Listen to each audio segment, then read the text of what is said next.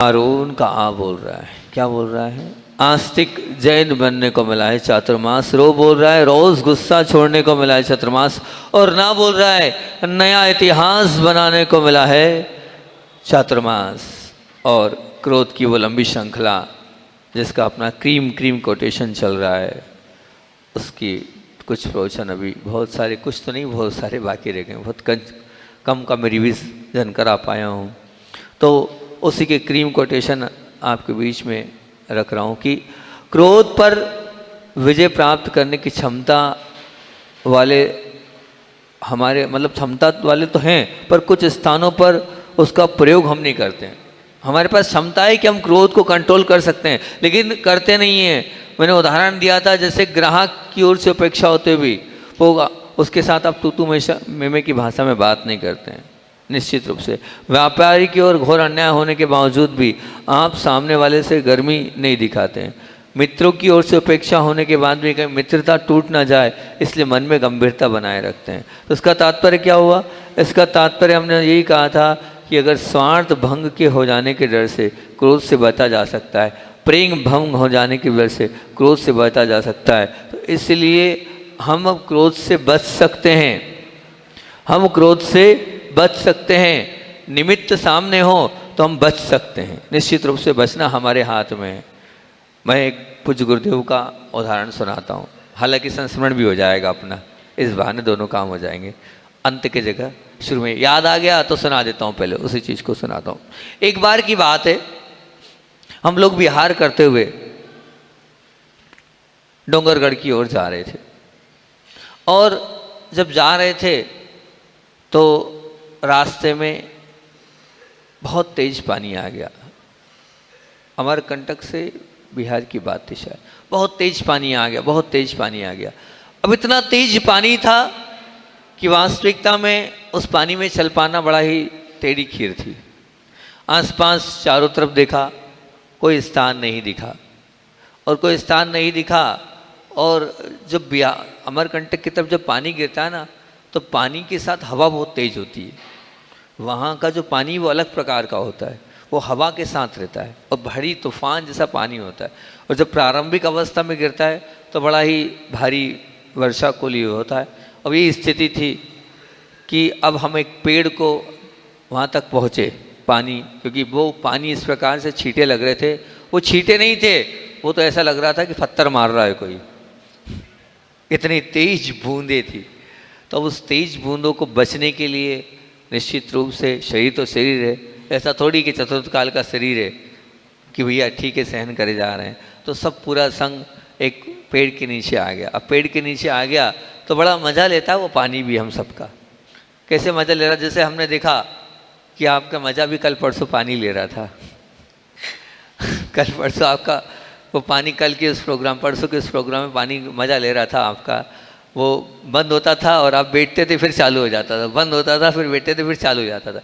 पूरा दृश्य मैं ऊपर से देख रहा था, बड़ी ही हंसी सी आ रही थी। मैंने कहा देखो क्या है, बंद हो रहा है, ये जा रहे हैं और परीक्षा भी ऐसी ले रहा है पानी। बस ऐसी कुछ अवस्था और व्यवस्था वहाँ पर हुई कि एक बड़े पेड़ के नीचे पूरा संग रुका। अब आचार्य श्री जी मान लीजिए ईस्ट फेसिंग की तरफ थे, तो पानी का झोंका उधर से आने लगा। आचार्य श्री इस तरफ हो जाओ, इस तरफ हो जाओ, इस तरफ हो जाओ। अब आचार्य श्री नहीं भी होना होता तो इधर ने सारे लोग हो ठीक है इस तरफ आ गए। अब पानी उस तरफ आ गया, आचार्य श्री इस तरफ हो जाओ, इस तरफ हो जाओ, इस तरफ हो जाओ। अब दूसरी दिशा में आ गया, ठीक है कोई बात नहीं। अब 2-3-4 मिनट हुए नहीं, फिर हवा ने रुख बदला और पानी इस तरफ आने लगा। अच्छा इस तरफ आ जाओ, अब क्या करें? अच्छा इसी बोला क्या करना है बताओ तुम। इधर कर लिया, उधर कर दिया, वो आखिरी दिशा बचीगी, उधर ही जाना पड़ेगा, है ना। तो अब उधर चलें बचने के लिए, तुम बोलो तो ये आचार्य श्री जी फिर मुस्कुराते हुए बहुत अच्छा, हमेशा गुरुदेव ऐसी सीख दे देते हैं, ऐसा कुछ बता देते हैं कि उसमें लगता है कि पूज्य गुरुदेव का क्या चिंतन है, कहाँ ध्यान जाता है और क्या दे जाते हैं। आचार्य श्री जी ने यही बोला, बोले देखो निमित्त तो था पानी से गीले होने का, लेकिन हमने क्या किया, पूर्व से पानी आ रहा था तो हम उत्तर की तरफ चले गए, उत्तर से पानी आ रहा था तो हम दक्षिण की तरफ चले गए, दक्षिण से पानी आ रहा था, समझना मतलब दिशा बोल रहा हूँ मैं, पश्चिम की ओर मतलब चले गए। उसी पेड़ की चारों दिशाओं का बोल रहा हूँ मैं, उसमें हम बच गए। मतलब निमित्त मिलते हैं। अब निमित्त मिलेंगे लेकिन हम बच सकते हैं कि नहीं? बचना हमारे हाथ में। ऐसा तो नहीं कि हम नहीं बच सकते, हम चाहें तो बच सकते हैं। ये हमारा खुद के अंदर है कि हम उससे बच सकते हैं। बोले क्यों नहीं हम निमित्त से बचते हैं? हम निमित्त को क्यों दे देते हैं कि इस वजह से हो गया, उस वजह से हो गया? नहीं, हम बचें और बचने का प्रयास करें तो हम बच सकते हैं। और हमारे अंदर परिस्थिति, जैसे अभी पानी से हमने अपने आप को चक्कर लगा लिया, बोले पूरा चक्कर लगा लिया, पूरी परिक्रमा लगवा दी तुमने इस पेड़ की हमारे लिए, यहाँ से लेके वहाँ, वहाँ से लेके वहाँ, इस 10 मिनट के अंदर तुमने 4 परिक्रमा लगवा दी, तो हम बच सकते हैं हम चाहें तो। ये हमारे हाथ में है। तो हम निश्चित रूप से यही, जैसे ग्राहक के साथ हम कभी तू मैं के साथ बात नहीं करते हैं। जिस व्यापारी से मान लो हमारा संबंध है माल लेना, हम उससे कभी भी तू मैं में बात नहीं करते हैं। और जिससे हमें मित्रता रखनी है उसकी हर डांट हम सहन कर लेते हैं। मतलब है हमारे अंदर कैपेसिटी क्रोध से निकलने की और क्रोध को सहन करने की। तो निश्चित रूप से हमें करना चाहिए। उस दिन का हमारा मुख्य पूरा एक प्रवचन था, यदि स्वार्थ भंग के डर से क्रोध से बचा जा सकता है, प्रेम भंग से के डर से क्रोध से बचा जा सकता है, तो अन्य परिस्थितियों में हम क्रोध से क्यों नहीं बच सकते हैं? उससे बचने का प्रयास करेंगे तो निश्चित रूप से हम बच सकते हैं। फिर अगला प्रवचन हमारा था कि कदम कदम पर, क्रीम कोटेशन बोल रहा हूँ सीधे सीधे में, कि कदम कदम पर मन को समाधान की शरण भूमि में रखने की कला अगर तुम सीख लोगे, क्योंकि समाधान जो कर सकता है वही संकलेश से बच सकता है। आपके पास परिस्थिति आती है, बस आप समाधान ढूंढ लो। आपने समाधान ढूंढ लिया तो निश्चित रूप सब कुछ हो जाएगा। और आप समाधान ढूंढने के चक्कर में नहीं रहे, आप उसी में उलझते चले जाएंगे और अपने जीवन को क्रोध भरा बनाते चले जाएंगे। फिर उसके बाद अगला प्रवचन था कि 4 प्रकार के शत्रु हैं। 4 प्रकार के नहीं, कितने प्रकार के हो गए? पहले 4 प्रकार के बता दी ना, 3 प्रकार के बता दिए। अब चौथे प्रकार का शत्रु पर था कि क्रोध करने से क्या होता है? क्रोध व्यक्ति की कीर्ति को धूल में मिला देता है। जो व्यक्ति क्रोध करता है निश्चित मान के चलना उसकी ख्याति कभी नहीं हुई है, उसकी प्रशंसा कभी नहीं है, उसकी पूजा कभी नहीं हुई है, उसकी प्रतिष्ठा कभी नहीं हुई है। ये निश्चित मान के चलना। क्योंकि ध्यान रखना, मैंने एक बात बोली थी, घर में या गली में या गांव में या शहर में या उद्यान में या जंगल में या राज्य में या देश में, कहीं भी आग, अगर मान लो कहीं भी, मान लीजिए कोई भी स्थान पर आप जाएंगे और मान लीजिए वहाँ कहीं आग लग गई हो, ठीक है ना, तो वो जो आग लग गई हो उस आग को कोई प्रशंस नहीं बोलता कि नहीं बहुत अच्छा हुआ, आग लग गई, बढ़िया रहा, मकान जल गया, कोई दिक्कत नहीं, घर जल गया, वो जो है वो गांव जल गया। नहीं, बिल्कुल नहीं, बिल्कुल नहीं। मान के चलना उस आग को हमेशा अपयश का भाग्य ही उसमें उसको मिलता है। तो बस उसी तरह से ध्यान रखना, अगर आपने भी इसी प्रकार से क्रोध किया है तो क्रोध भी आग ही है, उससे यश नहीं मिलने वाला, अपयश ही मिलने वाला। चाहे परिवार में हो, चाहे समाज में हो, चाहे मित्रों के बीच में हो, सज्जनों के बीच में हो, चाहे किसी समय भी हो, वो क्रोध रूपी अग्नि जलती है तो निश्चित रूप से उसके माध्यम से निंदा के पात्र ही आप बनते चले जाओगे। इस पर पूरा हुआ था। एक बात और उस दिन बोली थी हमने, क्रोध बिजली जैसा होता है। क्रोध कैसे होता है? बिजली जैसा होता है। वो जहाँ गिरता है, जिस पर गिरता है उसको जलाकर भस्म कर देता है। निश्चित मान के चलना, आकाश से गिरने वाली बिजली की कोई प्रशंसा नहीं करता है। और क्रोधी व्यक्ति भी उसी प्रकार से होता है, इसलिए क्रोध की उसमें हमने तुलना करी थी। फिर अगला प्रवचन था हमारा, समस्त तनावों का मूल असहयोग और अस्वीकार भाव। क्या बोला था? आप तनाव में हैं, आपने अपने जीवन को असहयोगमय बनाया है। आप टेंशन में, आपने हर स्थिति में अस्वीकार भाव लिया है। इन दोनों चीज़ों से बच जाओ, आप तनाव से मुक्त हो जाओगे। स्वीकार भाव आपके जीवन में जाए, सहयोग भाव आपके जीवन में जाएगा तो निश्चित रूप से आप अपने जीवन को अच्छा बनाते चले जाओगे। लेकिन हम दोनों से पीड़ित हैं, एक असहयोग भाव से और एक अस्वीकार भाव से। ये 2 कीड़े हैं, ये 2 बीमारी है। इन दोनों कीड़ों को अगर आपने निकाल दिया तो निश्चित मान के चलना आपकी जड़ समाज में बनी रहेगी, आपकी मनस्थिति भी बहुत अच्छी बनी रहेगी। सहयोग भाव, स्वीकार भाव को ले आओ और असहयोग और अस्वीकार भाव को अगर आप निकाल दोगे तो बहुत अच्छी बात होगी। अगला प्रवचन बहुत सुंदर किया था, मैंने शुरुआत करी थी कि शक्ति और अनुकूलता के समय इंसान रोब जमाने का काम करता है, लेकिन जब अशक्ति और प्रतिकूलता से उसकी हालत कुत्ते से भी बदतर हो जाती है। अगर आपके पास ताकत है, अगर आपके पास ताकत के साथ साथ आपके पास कोई प्रभाव है और अगर आज आपने क्रोध कर लिया तो क्रोध करने की स्थिति परिस्थिति ऐसी बनती है कि बाद में वो व्यक्ति रोता है कि मैंने क्या कर लिया, मैंने कैसे कर लिया। इस प्रकार की स्थिति है। एक उदाहरण दिया था मैंने उस दिन, वो उदाहरण ऐसा दिया था, अजनास वाले बैठे हैं, मैंने उदाहरण दिया था कि जब छोटे थे तो एक जो परिवार है, अब नाम कैसे लूँ, डायरेक्ट नाम पूरे में वायरल हो जाएगा, कि वो उन्होंने अपनी बुआ को भी घर से निकाल दिया था और वो घर घर रोटी लेने जाती थी, अगर समझ गए बात को। और वो क्रोध भी उन पे बहुत करते थे, चिल्लाते थे, गाली देते थे, ताकत थी उन पर, क्रोध करते थे और उनकी सासू माँ कोई भोजन तक नहीं देते थे। बाद में परिस्थिति क्या हुई, आज तीनों चारों बेटे, समझ गए, आज तीनों चारों बेटे रोटी भी नहीं दे रहे उनको। और क्या स्थिति हुई कि आज शादी तक नहीं उस व्यक्ति की जो क्रोध करता था।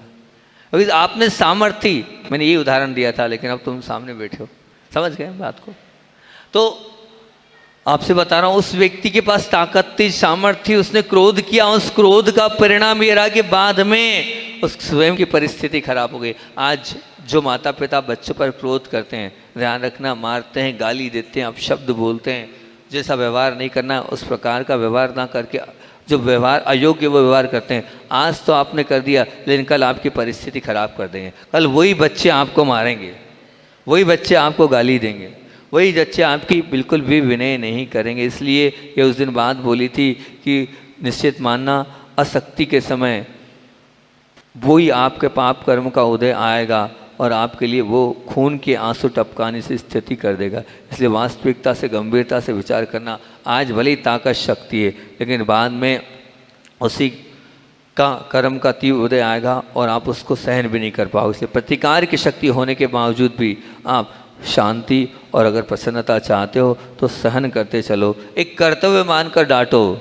आप सिर्फ उस दिन बहुत सुंदर गुरुदेव का वो वाली लाइन मैंने दी थी, प्रवचन का सार था। आचार्य जी ने क्या कहा है, हमेशा सैकड़ों बार तो बोल चुका हूँ उस लाइन को मैं, गुरुदेव की फेवरेट लाइन।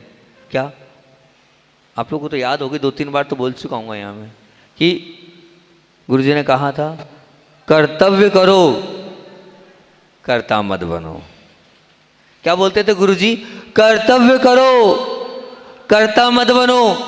तुम्हारा कर्तव्य है, तुम समझा सकते हो, तुम रास्ता बता सकते हो, तुम उंगली पकड़ सकते हो, लेकिन अब तुमने नहीं माना, उसके पीछे मत पड़ो कि तू भैया क्यों नहीं मान रहा है मेरी बात, मान, मैं जो कह रहा हूँ तुझे मानना पड़ेगा। नहीं, फिर वहाँ पर आप जब वो नहीं मानेगा तो आप गुस्सा होगे, गाली दोगे, हाथ उठाओगे, हो सकता है कोई डंडा उठा लो, लेकिन ये सब स्थिति, मन स्थिति, परिस्थिति को ख़राब करने वाली बात है।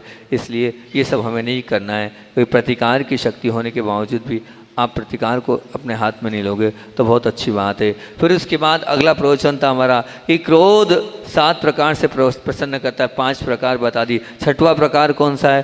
क्रोध, जो व्यक्ति क्रोध करता है उसमें मित्रों की संख्या हमेशा कम होती चली जाती है। निश्चित मान के चलना कि जो व्यक्ति क्रोधी होता है उसके साथ कोई बैठने को तैयार नहीं होता है, उसके साथ कोई रहने को तैयार नहीं होता है, उसके साथ कोई व्यवहार करने को तैयार नहीं होता है। जिसका स्वभाव चिड़चिड़ा होता है उस व्यक्ति के साथ जीवन कोई नहीं जीना चाहता है। अगर आप स्वयं अपने आप को विचार करें कि मेरे साथ उठना बैठना कोई पसंद नहीं कर रहा है, तो उसका तात्पर्य क्या है कि कुछ ना कुछ कमी मेरे अंदर ही तो होगी, कुछ ना कुछ कमी मेरे अंदर ही तो होगी, तभी तो मेरे साथ लोग बैठना उठना पसंद करते। क्योंकि क्रोधी के मित्र ही कम नहीं होते हैं। ध्यान रखना, उस दिन का क्रीम कोटेशन था कि क्रोधी के मित्र ही कम हो जाते हैं। ऐसा मत मानना, उसके आत्मीय जन भी कम हो जाते हैं, उनके अपने बच्चे, उनकी अपनी पत्नी भी उनसे जो है वो अपने आप में दूर हो जाती है। इसलिए आप विचार करना कि जो व्यक्ति क्रोधी होता है मित्र भी कम होते हैं, आत्मीय जन भी कम होते चले जाते हैं। और अपने आप को ऑब्जर्व करके आप देखोगे तो आपको खुद को पता चले जाएगा कि मैं दुकान पर बैठता हूँ, जब मेरे साथ कितने नौकर लोग या कितने ग्राहक लोग मुझसे अच्छे से बात करते हैं, और मेरे बड़े भैया या और अन्य बैठते तो उनके साथ कितने करते हैं। तो आप अपने आप को ऑब्जर्व करके अपने आप को देखने का प्रयास करना कि मेरे अंदर कुछ तो कमी होगी, मेरा स्वभाव चिड़चिड़ापन क्यों है, मेरा स्वभाव क्रोधी क्यों है। क्योंकि क्रोधी इसलिए है कि आप जरा सी भी प्रतिकूलता होती है उसको आप एक्सेप्ट नहीं करते हो, स्वीकार नहीं करते हो, जल्दी से हड़बड़ाहट में सामने वाले पर एक्शन ले लेते हो, प्रतिक्रिया कर देते हो, इसलिए आपकी मनस्थिति और परिस्थिति बदल जाती हैगी। और अगली बात, एक कवि की कवि से मैंने उस प्रवचन का अंत किया था और क्या बोला था, क्यों किसी पाषाण हृदय पर होता नहीं आंसुओं का असर, हे कुदरत तुम्हारे झरने तो पत्थर, तुम्हारे झरने से तो पत्थर भी फूटते हैं। ये अंत किया था उस दिन प्रवचन का, कि क्यों कभी पाषाण हृदय पर होता नहीं अश्रुओं का असर, हे कुदरत तुम्हारे झरने तो पत्थर में भी फूटते हैं। अगर मान लीजिए आपका हृदय पाषाण जैसा है तभी तो आप फूट नहीं रहे हो। अरे आपके अंदर तो आंसू आ जाना चाहिए दूसरे की दया और करुणा को देखकर कि हाँ भैया दूसरा पीड़ित है, वो कहीं ना कहीं परेशान है, वो कहीं ना कहीं किसी न किसी कारण से है, तो वो आपके अंदर आना चाहिए। नहीं आ रहा है तो समझ लेना कि आप तो पत्थर से भी गए बीते हो गए, क्योंकि जीवन, क्रोधी का जीवन पत्थर से भी गया बीता हो जाता है। वो ईर्ष्या, बैर और हिंसा, इन तीनों खतरनाक तत्वों के साथ उसका क्रोधी का जीवन बीत जाता है। पशु तो शायद बल के सहारे, ध्यान रखना, पशु तो जो है शायद अपने बल के सहारे आक्रमण करता है, लेकिन क्या हो गया, पशुओं से अलावा आप तो क्या करते हैं, मगर आप क्या करते हैं, क्रोधी तो बल के साथ, छल के साथ भी अपना प्रयोग करता है। ध्यान रखना, जो व्यक्ति क्रोधी होता है ना, मात्र बल का प्रयोग नहीं करता, छल का प्रयोग करता है। वो पशु तो बल का ही प्रयोग करता है, आप बल और छल दोनों का प्रयोग करते हैं। इसलिए उस दिन एक बात बोली थी, क्या बोली थी, कि आग, याद है नहीं है, पूरा प्रवचन था इस पर, आग, शेर, सांप से अपने जीवन को बचाने वाले, आग, शेर, सांप से अपने जीवन को बचाने वाले इस दुनिया में बहुत होंगे, परंतु क्रोध के से अपने सद्गुणों को बचा सके ऐसा कोई भी बिरला ही इस दुनिया में होगा।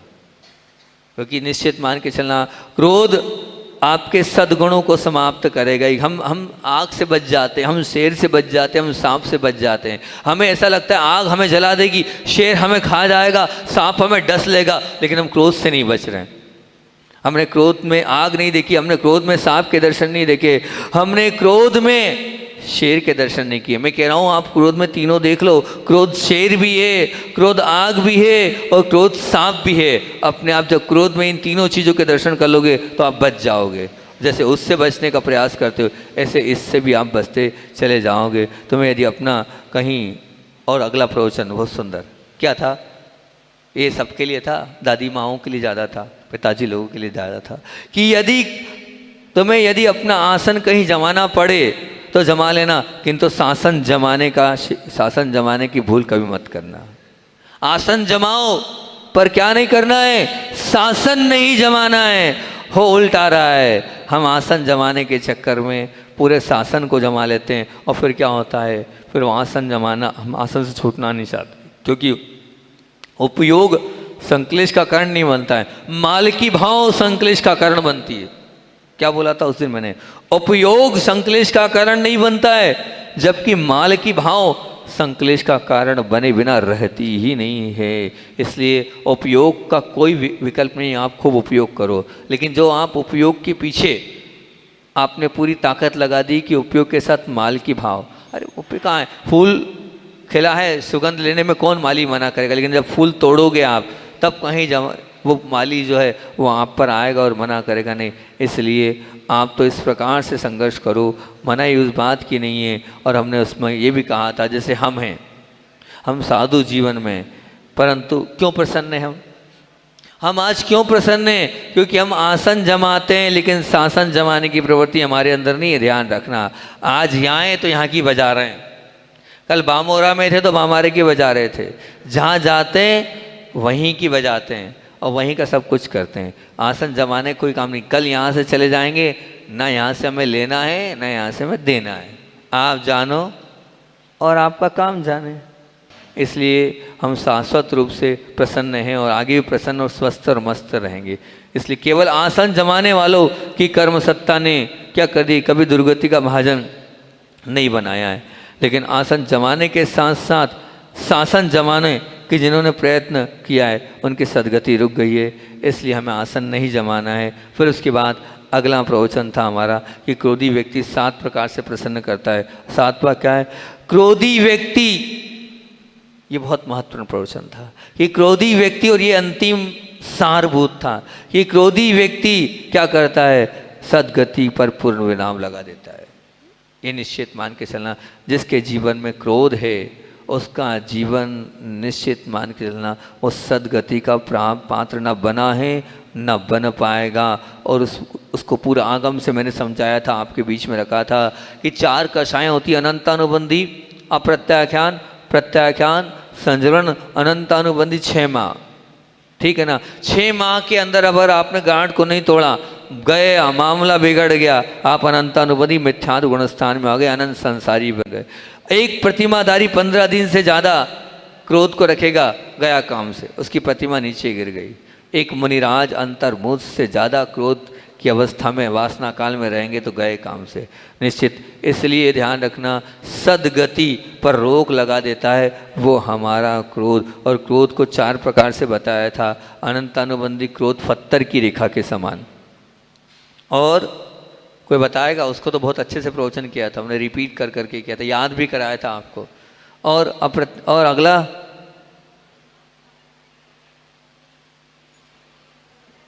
पृथ्वी की रेखा के समान। अगला कौन सा? पृथ्वी की रेखा के समान। तीसरा धूली की रेखा के समान, सब भूल गए। चौथा पानी की रेखा के समान। अनंतानुबंधी क्रोध पत्थर की रेखा के समान है, निश्चित मान के चलना। और अगला प्रत्याख्यान का क्रोध कैसा है? तो वो पृथ्वी पर रेखा खींच दी ना, वैसा है। तीसरा नंबर का जो है वो कौन सा आएगा? धूली की रेखा के समान। धूली पर रेखा खींची लेकिन एक हवा आई और मिट गई, 15 दिन वाला मामला है। और फिर उसके बाद कौन सा आएगा? संजरण। पानी में मुनिराज क्रोध करते हैं लेकिन इधर पानी में रेखा खींची उधर मिट जाती, ऐसा उनका क्रोध होता है। और अगर ऐसा नहीं करेंगे, और इनके कारण भी दिए थे हमने, बताओ क्या कारण दिए थे? 4 के कारण बताए थे। एक आध तो बता दो भैया, मुझे लगे कि हाँ आप लोगों ने कुछ सुना मेरा प्रवचन। सब भूल गए? ब्रदर तो बता देगा, दीपक ब्रदर। 4 कारण दिए थे हमने। इतना मार्मिक प्रवचन ऐसी हवा में निकाल दिया तुम लोगों ने। अरे मैंने कहा था कि अनंतानुबंधी वाला नरक जाता है, दूसरी कसाय वाला त्रियंश में जाता है, तीसरी कसाय की बाहुलता वाला मनुष्य में जाता है, और चौथे वाला निश्चित देव में जाता है। 4 गतियों के साथ बांध के इस प्रवचन को मैंने करा था। बहुत अच्छी बात है। अगले प्रवचन की बात करता हूँ कि हमने कहा था कि क्या करें, हम क्रोध से बचना चाहते हैं, लेकिन ध्यान रखना मैंने पूरा प्रवचन दिया था, क्रोध आवेश में कभी आना नहीं। पहली बात कितनी? 5 बात नहीं 8 बातें बताई थी। 8 बातें आपको बताई थी। उन 8 बातों में सबसे पहली बात बोली थी, प्रयास करो कि आप आवेश में नहीं आओ। क्यों बोला था मैंने आवेश में? कि क्रोध आ गया, क्रोध हमने कर दिया, मामला बैठ गया। आवेश ऐसा होता है जो आवेश अंदर ही अंदर रहता है, वो अंदर ही अंदर आवेश बड़ा कठिन है। वो क्या है? 24 घंटे बना रहता है, वो हमेशा देखकर जो है वो आवेश होता रहता है और क्रोध व्यक्ति कर नहीं पाता है। इसलिए अपने आप को ध्यान रखना, जब परिस्थिति बने आवेश में नहीं आओ, जल्दबाजी मत करो। आपने जल्दबाजी करी और आवेश में आ गए तो मामला बिगड़ जाएगा। और कभी भी क्रोध को कभी स्वीकार नहीं करना। दूसरा बोला था, अगर बचना चाहते हो, सामने वाले ने क्रोध किया है वो मत मानो उसने मेरे पे क्रोध किया है। कर्म का तीव्र उदय था उसका, इस वजह से उसने क्रोध किया है, और मेरा इस वजह से क्रोध हुआ है, इसलिए मुझे उसके क्रोध को स्वीकार नहीं करना। तीसरा बोला था कि ठीक है कोई बात नहीं, आवेश से बच गए, क्रोध से बच गए, लेकिन तीसरा बहुत ज़रूरी था कि बेर भाव को कभी स्वीकार नहीं करना। ध्यान रखना, नहीं तो बेर को अगर हमने बना के रखा है तो मामला बिगड़ जाएगा। तीसरे नंबर पे हमने बेर का बोला था, हम सब करेंगे लेकिन बेर नहीं रखेंगे, क्योंकि बेर मतलब अनंतानुबंधी। चौथा बोला था, सभी जीवों के प्रति मैत्री भाव, बार बार याद है, लिख लिया था आपने, सभी जीवों के प्रति मैत्री भाव। बस हमारा सबके प्रति मैत्री भाव है, हमारा सबके प्रति मैत्री भाव है। जब बार बार हमें सब जीवों के प्रति मैत्री भाव होगा तो निश्चित अगर किसी के प्रति हमारी बैर की गठान भी होगी तो उस मैत्री भाव से चले जाएगी। और 5वें नंबर पे बोला था कि अपने हृदय के दरवाजे सभी जीवों के लिए सदैव खुले रखना है। मेरा दुश्मन भी अगर मेरे पास आ गया तो मैं मना नहीं करूँगा, मना का कोई काम ही नहीं, हमेशा मेरे दरवाजे कपाट हृदय खुला है, उस खुला रखेंगे तो निश्चित हम वो ऊपर बढ़ जाएंगे। और छठवां, वात्सल्य दान हमेशा उदारता दर्शाना। जितना वात्सल्य दे सकते हो दो। ये जीवन मिला है आपको, सिर्फ देने के लिए मिला है, तो हम जितना वात्सल्य बांट सकते हैं उस वात्सल्य दान को देते जाएंगे तो बहुत अच्छी बात है। कि स्वाता बोला था कि अंतःकरण को प्रेम की पराकाष्ठा तक ले जाना है। इस पर बहुत सुंदर बातें बोली थी मैंने कि प्रेम की पराकाष्ठा किसको बोलते हैं? प्रेम की पराकाष्ठा वो बोलते हैं कि सामने वाले ने अगर कुछ गाली भी दे दी और मेरी उसकी गलती है, और उसकी गलती होने के बावजूद भी जो प्रेम की पराकाष्ठा पे होता है वो कुछ किसी प्रकार से वो ये नहीं बोलता। उदाहरण मैंने बहुत सुंदर दिया था एक साधु महाराज का कि वो आते थे नहाते थे और वो थूकता था, वो आते थे नहाते थे और वो थूकता था, लेकिन प्रेम की पराकाष्ठा थी कि हर बार मुस्कुराहट दे के चले जाते थे। वो व्यक्ति थक गया शाम तक और उन्हें जवाब क्या दिया? धन्य है गंगा स्नान करने का इतनी बार मौका दिया, आप सचमुच में मेरे हितैषी हैं। कि आज तक, क्योंकि वैष्णव संप्रदाय में गंगा स्नान का बहुत महत्व है।